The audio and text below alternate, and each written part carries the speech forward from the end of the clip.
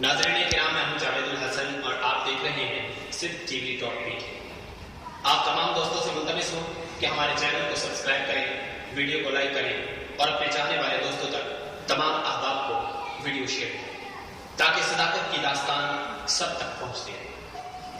پچھلی ویڈیو میں ہم نے بات کی تھی آقا صلی اللہ علیہ وسلم کے مقام کی، اور آج ہم اس سے آگے بڑھیں۔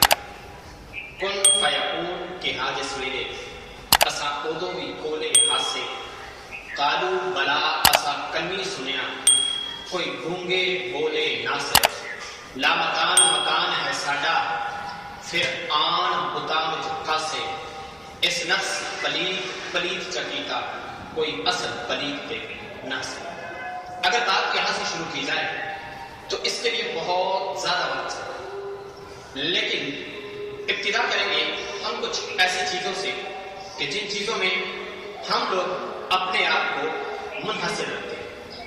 نبی کریم صلی اللہ علیہ وسلم کا شاہد ہونا، یہ پوری کائنات جانتی ہے کہ آقا صلی اللہ علیہ وسلم سب پر شاہد ہے، اور اس پر قرآن پاک کی دلیل بھی ہے۔ فَكَيْفَ إِذَا جِئْنَا مِن كُلِّ أُمَّةٍ بِشَهِيدٍ وَجِئْنَا بِكَ عَلَىٰ هَٰؤُلَاءِ شَهِيدًا، کہ جب ہم قیامت کے دن تمام امتوں پر ایک ایک گواہ لائیں گے تو پھر ان گواہوں پر آپ کو گواہی دینے کے لیے لایا جائے گا۔ اس کی خاص وجہ کیا ہے؟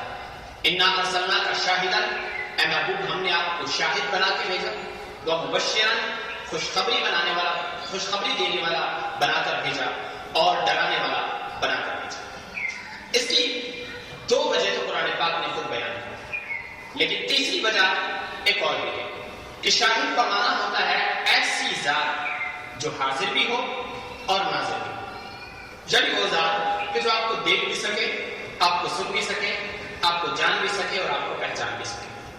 یہ نبی کریم صلی اللہ علیہ وسلم کا خاصہ ہے کہ آپ کے نور کو اللہ تعالیٰ کے نور سے جدا کر کے اپنے رب نے، آپ کے رب نے 72,000 سال تک مقام نبوت میں رکھا، اور یہ کسی اور کا خاصہ نہیں ہے۔ لیکن آج ہم اپنے اپنے نظریے اور اپنے اپنے احساسات میں گمگشتہ زمانوں کی ٹھوکروں تلے آئے اپنے آپ کو بھی پہچان نہ سکے، اور ہم لوگ اپنے آپ کو کچھ اس طریقے سے سمجھانے کی کوشش کرتے ہیں کہ شاید کہ ہم آج بھی وہی ہیں جو کئی عرصہ، کئی صدیاں پہلے تھے، لیکن ویسا نہیں۔ نہ تو ہم میں سے کوئی طارق بن زیاد ہے، نہ کوئی محمد بن قاسم ہے، اور نہ ہی کوئی ایسا شخص جو سلطنت عثمانیہ کو پھر سے پروان چڑھا سکے۔ ہم لوگ پھر بھی اپنے آپ کو سمجھنے کی کوشش نہیں کرتے۔ اقبال نے تو واضح کہا تھا کہ ہری ہے شاخ تمنا مگر جڑی تو نہیں، دبی ہے آگ جگر میں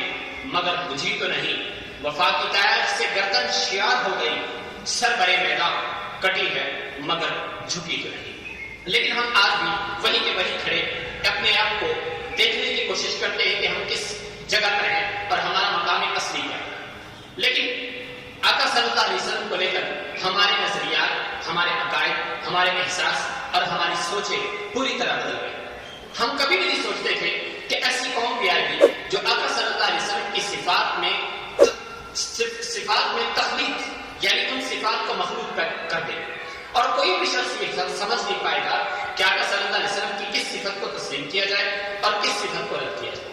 آقا صلی اللہ علیہ وسلم کی غیب کی صفت کو قرآن پاک سے رد کیا جاتا ہے، لیکن اس آیت مبارکہ کے شروع میں لفظ قل موجود ہے۔ آقا صلی اللہ علیہ وسلم کو لفظ صرف بشر کہہ کر پکارا جاتا ہے اور نور کا انکار کر دیا جاتا ہے، جبکہ اس آیت مبارکہ کے اسٹارٹ میں بھی، شروع میں بھی لفظ قل موجود ہے۔ اب یاد رکھیں کہ جہاں کہیں بھی لفظ قل موجودہ ہوگا اور لفظ قل آئے گا تو یہ اس بات کی تصدیق کرتا ہے کہ سرکار پاک صلی اللہ علیہ وسلم یہ خود نہیں کہنا چاہتے تھے، یہ مالک کائنات نے کہلوایا، اور اس کہلوانے کے پیچھے کوئی خاص وجہ، کوئی خاص توجیہ آتی ہے۔ آج کے لیے صرف اتنا ہی۔ اگلی ویڈیو میں آپ سے ملاقات ہوگی۔